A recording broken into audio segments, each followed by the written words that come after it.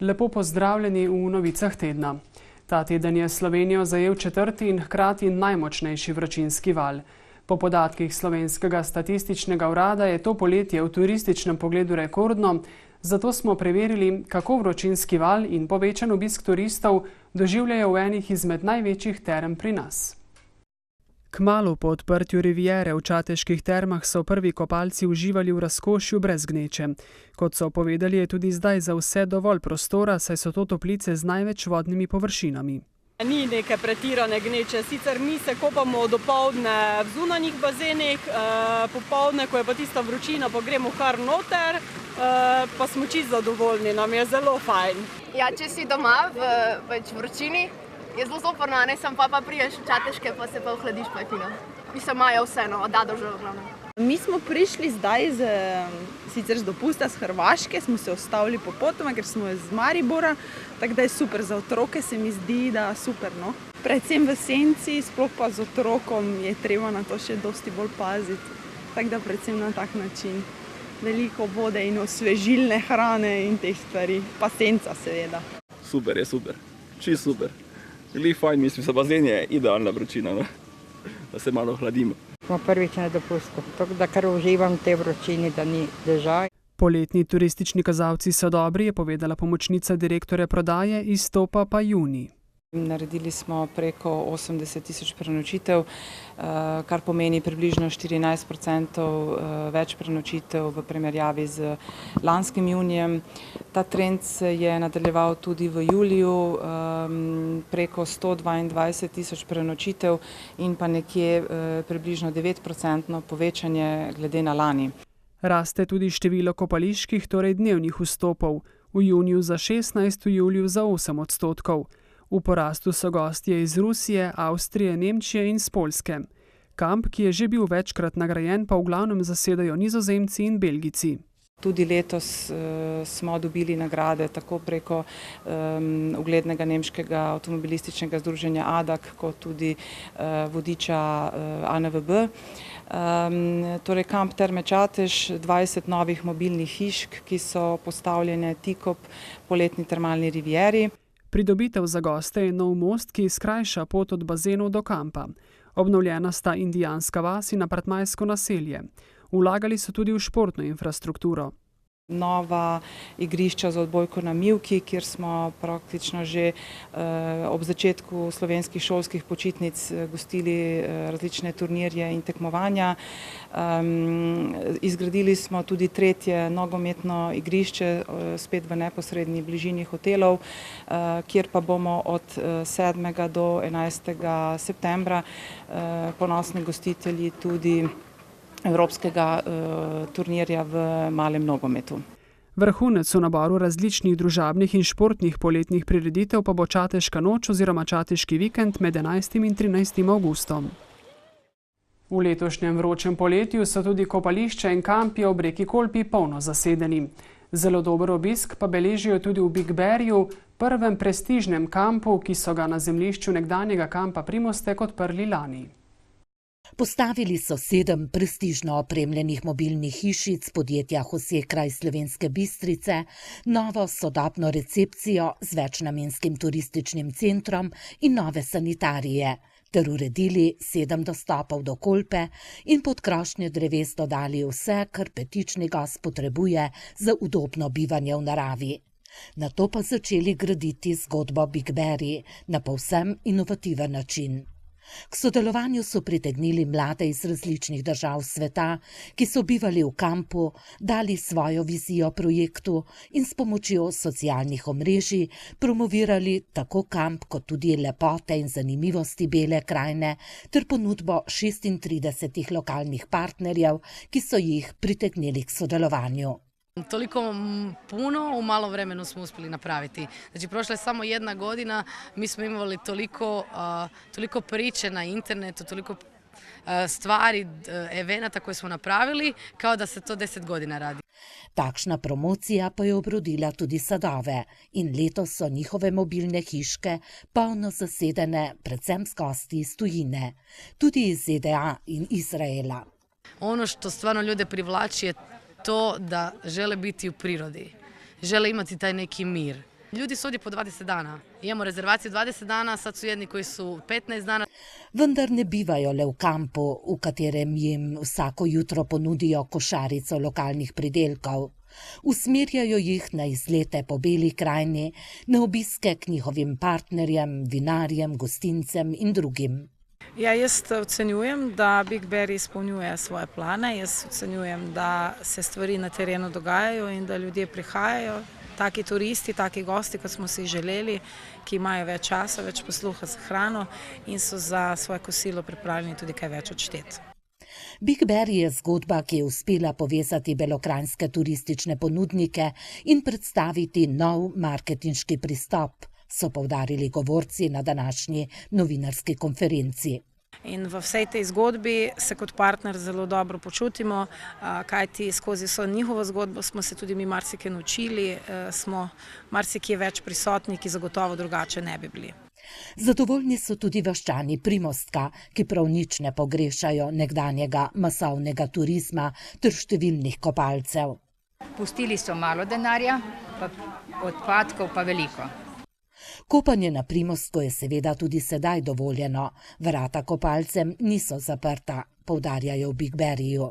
In mislim, da bomo mi zraven Big Berryja tudi mi sosedi oziroma ostali s tem turizmom pa s tem razmišljanjem veliko dobili.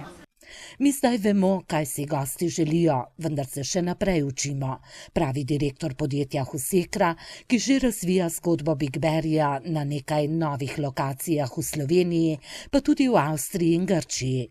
Vemo, kje bi radi bili normalno čez leto, čez 5 let, ampak smo zdaj, mi pravimo, da smo še zdaj komaj na 1%, tako da ne bo pomota. Poudarja Hostej. V četrtek sta minila natanko 2 tedna, ko je uničujoč požar zajel obrat za zbiranje in predelavo odpadkov družbe Ekosistemi v Zalogu. Prav zaradi tega se je v četrtek na izredni seji v Straškem kulturnem domu sestal tamkajšnji občinski svet, na kateri so svetniki sprejeli 9 sklepov, za katere upajo, da bodo preprečili ponovitev takšne tragedije. Sklepe so sprejeli soglasno, s čimer svetniki verjamejo, da bodo delno popravili nastalo krivico. V prvi vrsti nujni pristop k sanaciji samega požarišča, tudi iz razloga še nadaljnjega nastajanja emisij, predvsem izcednih vod, sanacija okoljske škode, odprava okoljevarstvenih dovoljenj. Želijo tudi povračilo stroškov zdravstvenih pregledov gasilcev in odločno nasprotujejo izvajanju te dejavnosti na tej lokaciji. Vem pa, da predlagani sklepi gredo v smer, da ne bomo nikoli več gasili kraja topline, zelenja in modrine in pa da z njimi zagotavljamo, da bomo gradili, razvijali in pa skrbeli za naše zdravje v okolju, v katerem živimo. Zadovoljni smo, prav gotovo, in zadovoljni smo že s temnega naslova, da smo dobili tudi besedo. Zadovoljni smo tudi tega, ker smo tudi roko stegnili proti županu, prosili ga za sodelovanje in tako naprej je tudi sprejel in smo se končno v tej naši občini enkrat poenotili pri enem takem problemu. V družbi Ekosistemi so svetnikom dali obljubo, da bodo s celotno sanacijo tako objekta kot odpadkov zaključili do konca leta. Vse aktivnosti so terminsko opredeljene in mi bomo v celoti sanirali obstoječo lokacijo, na kateri je bil povzročen požar. Tisti, ki so požar in njegove posledice najbolj občutili, se spet privajajo na ustaljen ritem življenja. Danes se počasi izpostavlja stanje nazaj. Nabaviti moramo kar nekaj nove opreme. Ena težava so še te zdravstveno stanje gasilcev, ki ga še spremljamo in ga bomo še kar nekaj časa spremljali. Drugače pa se počasi pripravljamo na ostale zadeve. Ne moramo si dojeti še tega, da kaj je to sploh bilo, ali lahko to sploh jemo, ali ne jemo sadje, zelenjavo. Mi to sicer nam svetujejo, da to operemo, damo v sodo bikarbono, ampak tudi nekdo mi je rekel, soda ne pomeni ne vem kaj. Na izredni seji so potrdili stališče, da je porečje Krke preveč sveto in naravno, da bi ga prodajali kapitalu. Že med požarom so se okoliški prebivalci začeli spraševati, kakšne posledice bo pustil za sabo na vrtovih in poljih ter v bližnji Krki. Zato so na izredni seji, ki je prisostvovalo tudi približno 30 krajanov, predstavili tudi rezultate nekaterih raziskav in analiz. Krajani so bili deležni tako dobrih kot slabih novic. Začnimo najprej z dobrimi. Zaenkrat kakšne posebne nuje uporabiti krme ni paše. Moramo pa biti hitenje, tem nekaj priporočil, ker moramo preprečiti stop teh stvari, ki smo gotovili na prvih vzorcih koruze v prehransko verigo, ker bomo imeli potem še večjo težavo. Ampak jaz pričakujem, da bomo zelo hitro prišli do končnih rezultatov. Svoje poročilo je v pisni obliki posredovala tudi Agencija Republike Slovenije za okolje. Zrak ni bil trajno onesnažen, zabeležili smo le poseganje domnevne koncentracije delcev PM10 na dan 22.7.2017, v nadaljnjih dneh pa ne več. Reka Krka ni bila onesnažena. Kljub temu bodo stanje Krke v Arsu spremljali tudi v prihodnje. Daleč največ zaskrbljujočih podatkov pa je bilo pri analizi izcednih voda, ki so nastale zaradi gašenja požara in so močno onesnažene. Te izcedne vode so zelo obremenjene z zelo različnimi snovmi, tako da tu gre dejansko za močno onesnaženo, kontaminirano odpadno vodo, ki kot taka ne sme direktno v naravne odvodnike, recimo ne sme v reko Krko ali v kak drug potok. Večina teh izcednih voda je do danes izhlapela, nekaj pa jih je še vedno v zemlji. Ta voda, če še je, bi jo morali izčrpati in odpeljati na čistilno napravo. Če vode ni več, potem je močno kontaminirano to področje, zemljišče, na katerem je ta voda bila in bi morali to zemljišče v bistvu posneti in odpeljati na neko deponijo. Zaenkrat, kot ugotavlja Arso, odpadne vode oziroma vode, ki so nastale pri gašenju požara, se niso izlile v reko Krko, kot je rekel danes gospod Harlander.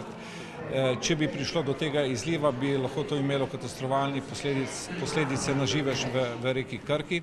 Analize zemlje še niso dobili, predvidevajo pa, da onesnaženost do podtalnice ni prišla.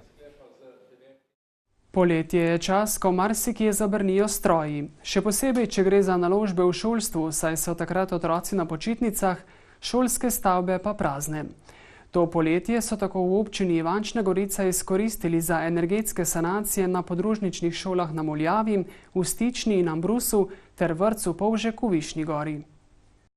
Dela so stekla v začetku julija, končali pa naj bi jih do konca avgusta, razen v Ambrusu, kjer je po besedah župana obnova zahtevnejša. Tudi z deli smo začeli kasneje, tako da bomo verjetno otroke nekaj časa, kakšen mesec, vozili v novo šolo v Zagradcu.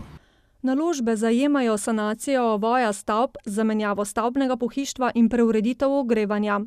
Jaz sem si prejšnji teden ogledal vse ta dela. Moram reči, da je izbran izvajalec in podizvajalci so pridni. Zaenkrat poteka vse tako, kot je bilo dogovorjeno, seveda z manjšimi odstopanji, kar je normalno. Saj gre za precej stare objekte, dodaja. Vse 4 naložbe so skupaj vredne okrog 800 tisočakov. Verjetno bo treba kakšnih nekaj 10 tisoč evrov še dodati za nepredvidena dela, ampak pod milijonom bodo ti objekti prenovljeni. Od tega smo dobili nekaj sredstev iz razpisa, državnega razpisa za energetske sanacije, drugo pa bo pokril občinski proračun. Sicer pa v Višnji Gori že od marca poteka gradnja prizidka k tamkajšnji podružnični šoli. Rok za dokončanje del je 15. avgust. Če bo vse po sreči, lahko otroci že s 1. septembrom šli tako v 2 oddelka vrtca, ki bosta na novo v tem objektu, kot tudi šolski otroci v 1 ali 2 učilnici. Naložba je vredna okrog 700 tisoč evrov, od tega so 150 tisočakov dobili iz ekosklada. Z naložbami v šolstvo bodo sicer v občini dobili urejene šolske objekte, težav s prostorsko stisko v vrtcih pa še ne bo konec. In bo treba čim prej razmišljati o novogradnji vrtca v Šentvidu pri Stični. Na tamkajšnji šoli pa bodo uredili zunanjo učilnico, še dodaja. V brežiški občini letos za obnovo občinskih cest namenjajo okrog 3 milijone evrov. Nekaj odsekov po občini so že na novo uredili, cesta Pohanca-Trebež in Dobovska cesta v Brežicah pa sta trenutno veliki gradbišči. V tem letu so zaključili gradnjo pločnikov na Čatežu in Velikih Malencah, v Veliki Dolini, Selah, kjer so dobili še krožišče, obnovljena je tudi vinarska cesta na Bizelskem. Trenutno je največji projekt odprt ravno ureditev Dobovske ceste, kjer se obstoječa cesta posodablja oziroma rekonstruira, zraven se pa gradi pločnik, pa obojestranska kolesarska steza, sicer od Rondoja Trnje do novega križišča s povezovalno cesto, nadaljevanje pa samo pločnik potem proti gradu. Sledila bo gradnja pločnika na novi povezovalni cesti in obnova kanalizacije na Bizeljski in Prešernovi cesti v Brežicah. S pomočjo sredstev Direkcije Republike Slovenije za infrastrukturo pa bodo obnovili 350 metrov ceste z Bizeljskega proti Orešju. Ocenjena vrednost del je 400 tisoč evrov, občinski delež znaša 36%. Postopek za izbiro ponudnika še teče, drugi projekt z državnim sofinanciranjem pa je v polnem teku. To je cesta Spodnja Pohanca-Artiče v vrednosti 600 tisoč evrov. Aktivno gradbišče imate na Trebežu, kjer imamo tudi že z direkcijo izgradnjo oziroma obnovo državne ceste od Rondoja Pohanca proti odcepu za Trebež, tam tudi gradimo pločnik, vzporedno pa kanalizacijo. V pripravi je še nekaj izboljšav na občinski infrastrukturi. Dvoletno se predvidevajo izvedbe investicije pločnika v Globokem, potem pločnika v Črncu, ureditev križišča z avtobusnimi postajališči na Cerini, pa odpira se v bistvu tudi gradnja pločnika v Dobovi in sicer proti Malemu Obrežu. Pločnik v Malem Obrežu z javno potjo v smeri Gaberja bo stal okrog 200 tisočakov.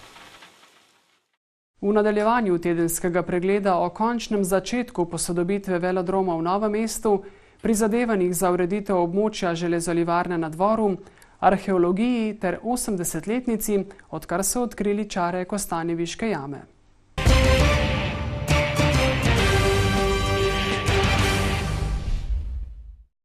Mestna občina Novo mesto je med svoje prednostne naloge uvrstila ureditev in posodobitev velodroma v Češči vasi, ki je star okrog 20 let. Že vrsto let potekajo pogovori o njegovem pokritju, zdaj pa je mestna občina pridobila $500 000 za ureditev atletske steze in podkonstrukcije za pokritje. Mestna občina je bila uspešna na razpisu Ministrstva za znanost, izobraževanje in šport za sofinanciranje naložb v novogradnje in posodabljanje športnih objektov v letih 2017 in 2018. Smo pridobili 448 tisoč evrov. Prav tako smo na Fundaciji za šport pridobili 67 tisoč evrov, tako da to je znesek, ki delno pokriva investicijo v velodrom, ki skupaj znaša 3 400 000. Razpis za izvajalca del je bil že objavljen, a so ga prekinili in ga bodo ponovili, pojasnjuje podžupan.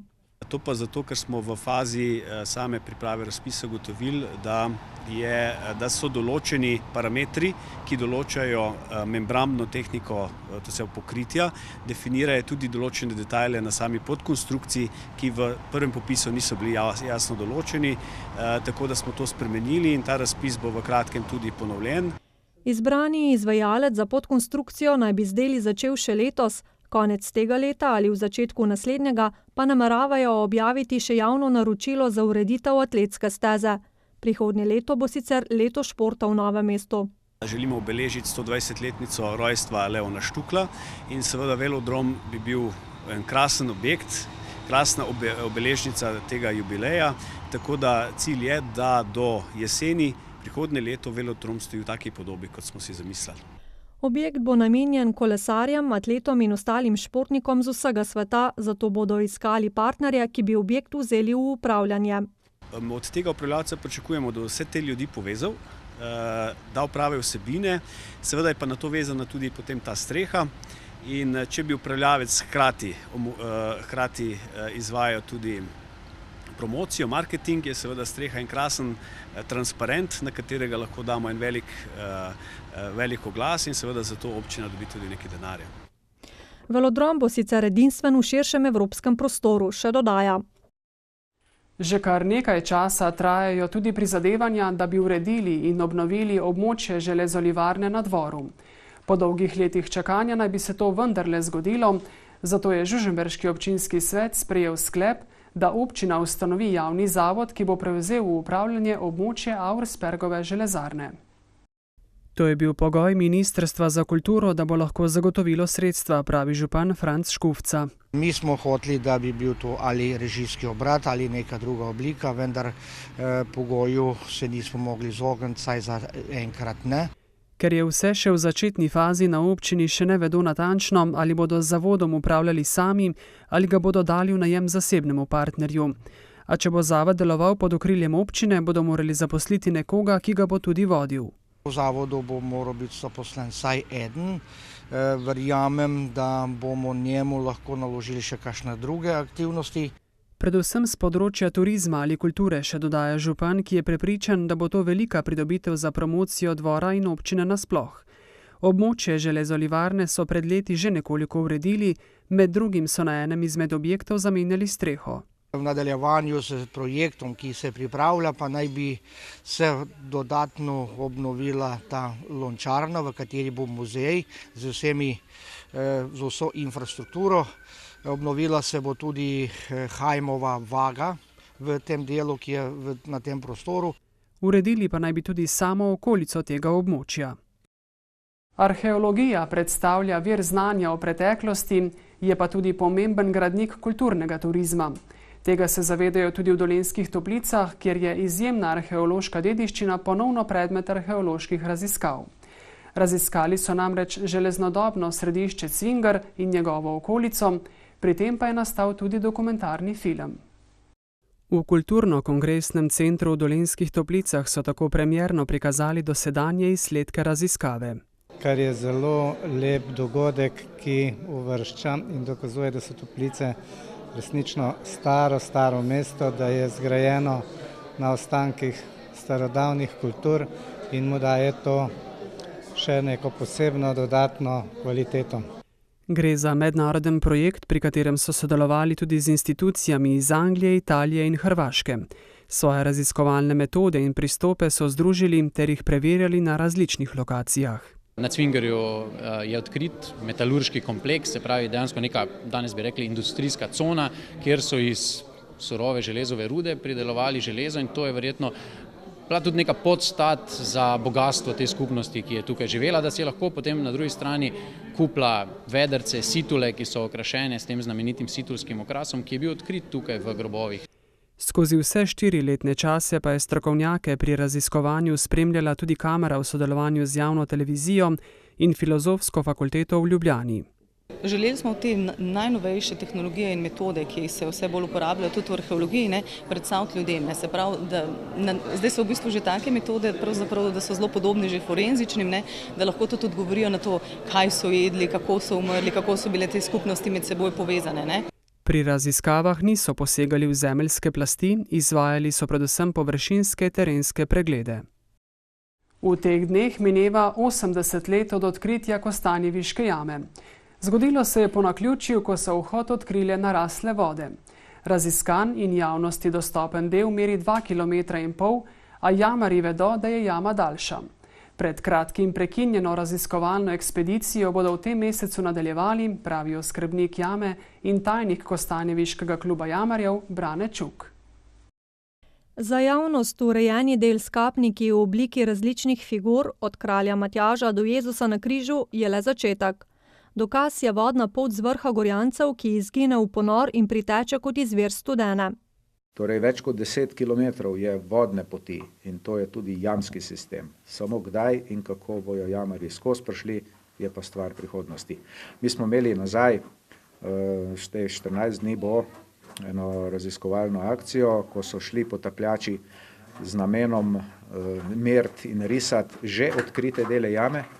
Žal pa se je vmes zgodilo, da so morali akcijo prekiniti zaradi varnostnih razlogov in jo nadaljujemo predvidoma sredi avgusta. Odkriti deli so na drugi strani 130 metrov dolgega in 32 metrov globokega sifona, v katerega sta potapljača že spravila nekaj potrebne opreme. Če bomo ugotovili, kam potekajo ti odkriti deli izza teh vodnih potopljenih delov, potem tudi bomo imeli, ko bomo načrte prenesli v naravo, torej v stanje, bomo imeli tudi pozicije, kjer se lahko nadejamo kopenskih vhodov izza teh potopljenih delov. Vhod nekje skozi Oštrc bi bila rešitev za nadaljne raziskovanje jame, pravi Čuk, jamarstvu predan več kot 40 let. Kostanjeviška jama namreč pomembno prispeva k turizmu v občini. Ta glavna sezona je kar polna, praktično vsaki dan beležimo, ne vem, bom rekel tam med 50 in 100 obiskovalci. Predvsem prihajajo zdaj v teh poletnih mesecih tujci, okrog 30 držav vsako leto obišče našo jamo. Veliko med njimi jih je videlo tudi Postojnsko jamo, a jih ta, mnogo manjša, ni razočarala, pravi obiskovalec iz Švice. But this one is exactly as I expected. So it's good to walk in there if you have some good shoes and it's well lit and still you are very close to the objects that you can see. So I think that was a very good experience. Vodna ujma leta 2014 je popolnoma uničila dostop do jame in vhodnih 50 metrov. Člani kluba na čelu s Čukom so v obnovo vložili ogromno prostovoljnega dela. Edina pomoč, ki smo bili deležni, ta pomoč je prišla od delovnih organizacij, ki so nam omogočile strojna dela za popravilo nasipa. V teh pasje vročih dneh jama nudi prijetno osvežitev, saj je v njej med 10 in 12 stopinj. Ker je taka temperatura vse leto, bodo v mali dvorani pri vhodu uredili vinski degustacijski kotiček. O prihodnjih načrtih kluba še pojasnjuje njegov tajnik in oskrbnik jame. Za konec še na mestni trg v Višnjogoro, kjer stoji cerkev posvečena Sveti Ani, ki goduje 26. julija. Zato vsak zadnji konec tedna v juliju Višnjani pripravijo Anin sejem. Letošnji je bil že 20. po vrsti in eden najbogatejših doslej. Obiskala ga je tudi naša ekipa. Staro mestno jedro so zavzeli številni domačini, pa tudi obiskovalci od blizu in daleč. Prišli smo iz Prekmurja, prišli smo pogledati, prvič smo tukaj in fenomenalno. Zdaj recimo gledali smo te polžje dirke, pa smo na preizkušenju te tortice, ki je videti slastna. Karkoli se obnavlja, gremo pogledati, karkoli se godi. Pa ni sam Višnja Gora, je tle še okolica lepa. Gledali bi rad, kako kozla sodijo, ko ga na teh sodiščih zdaj glih take sodbe delajo, ko so pri temu kozlu. To je čist ista stvar. Obiskovalci so lahko namreč tepli kozla po senci, s čimer so organizatorji spomnili na znano Jučićevo humoresko Kozlovska sodba v Višnji Gori. Sicer pa je več kot 30 stojnic ponujalo različne izdelke in dobrote. V mestni hiši je bila na ogled razstava fotografij v Višnji Gori rojenega Jake Bregarja, možno je bilo pokusiti polžjo torto. In prav polži, po katerem je mesto poznano, so bili rdečani dogajanja. Seveda ni manjkala niti tradicionalna povorka starodobnikov in konj. Letos je pa prišlo štirje vozovi pa 6 jahačev. Višnja Gora ima sicer zelo staro tradicijo sejmov, nekoč so jih pripravili po 14 na leto. In enega od teh smo pred 20 leti začeli obujati in to je prav ta na Anin praznik Svete Ane, to je tudi naša mestna zavetnica. Zaradi danih prostorskih pogojev sejma v prihodnje ne bodo bistveno širili. Radi pa bi ohranili nekje ta nivo, pa mogoče še malo kvaliteto, pa pestrost ponudbe, pa predstavitev teh starih običajev. Saj jih danes marsikdo ne pozna več. Prav zato so take prireditve dobrodošle, pa tudi obisk ljudi pove, da trud vseh, ki ohranjajo tradicijo in duh zgodovine, ni zaman. Vse lepo do našega naslednjega snidenja.